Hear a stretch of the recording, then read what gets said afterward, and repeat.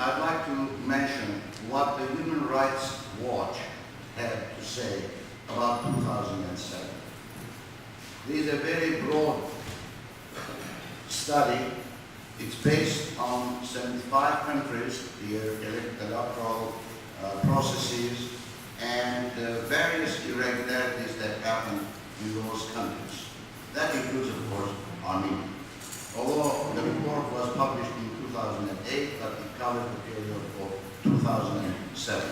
The most important aspect about this particular slide is that the established democracies that in the West, the United States and West European countries, are accepting flawed and unfair elections for political expediency. First and foremost on top of the list is the issue of terrorism. Now, I don't want to go into the details describing the means of manipulation. Anybody can go to the website of the Human Rights Watch and go through the details. But it's interesting that they had a section on Armenia. And under that section, there had 4 different categories. One, dealing with the elections themselves. This we are talking prior to the recent election. We're talking about 2007 as a background. So they had a section on elections and various means such as how the pro-government parties received disproportionate coverage. On election day, there were reports of fraud and double voting and so on and so forth. And let me remind ourselves that these practices were not really new. They didn't start in 2007. These practices were there back, if you recall, in 1996, which I will refer to later on. So subsequently it was more, let's say, became more pervasive. Arrest with possible political motivation was another issue. And a glaring example of that was the situation of Alexander Armenia, who was a former foreign minister. He was accused of fraud and later he was let go. Torture and so on and so forth. Because the time is limited, I'm going to go through very quickly about some of the statements that were made on the web, published in newspapers and so on. Shortly after the March 1st tragedy, the various North American organizations in the States, that is ANCA, the Armenian Assembly, AGBU, the dioceses and priests, both of Eastern and Western United States, they came up with a joint statement. What is important in that joint statement is the following from what I see. Number one, how come all these organizations, which don't see each other eye to eye, suddenly came together? It's a very important issue that I personally, wanted to answer to myself. The reason is the following, I think. We were in a crisis. And if you recall, in those days, the recognitions were abundant all over on the webs. People were accusing each other, you are a traitor, you are a dictator, you are this and so on. And the emotions were really high.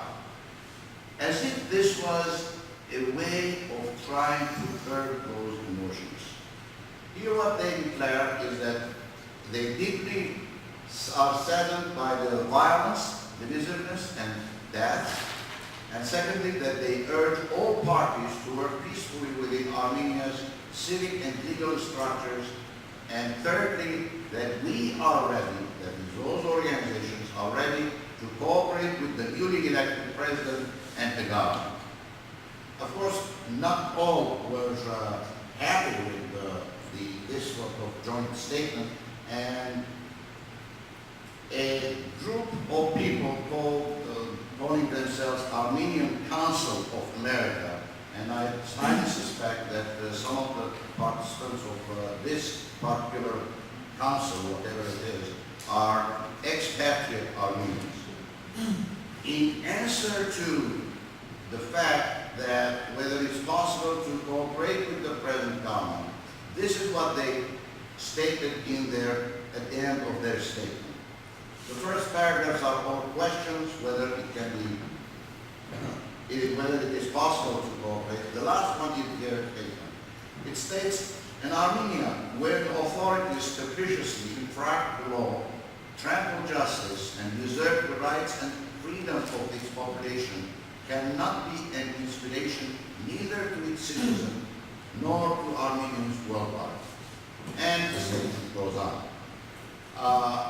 I'm bringing up this simply to show that how different views were being floated around shortly after the March 1st tragedy. The counterparts of the Assembly and the ANCA, that is ANCC here in Canada, and the Congress, more or less, they published views which were similar to what was present in the joint statement. What was interesting about Canada was the presence of individuals who wrote a first letter to the foreign minister of Armenia at the time, Honorable Barton Oskanyan. Subsequently, they followed with a letter to Sarkisian, His Excellency, the new President-elect. Those, by the way, all those that I mentioned in the joint statements, letters, and so on, you can find them on the Kerat.com website, which is a website I manage. It's devoted to human rights. The most important aspect that I find in that letter written to Oskanyan was the fact, which was not mentioned in other places, denial of voting to Armenian expatriates. This is very important because by all accounts now at least 800,000 Armenians have left who are still Armenian citizens, but they are denied voting rights. The letter to His Excellency President-elect was a call of sort of national reconciliation.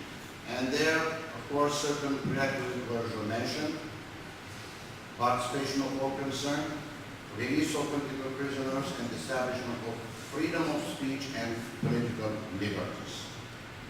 I'll end up with the divide, I call it divide, which principally it started probably in 1956. The story you know.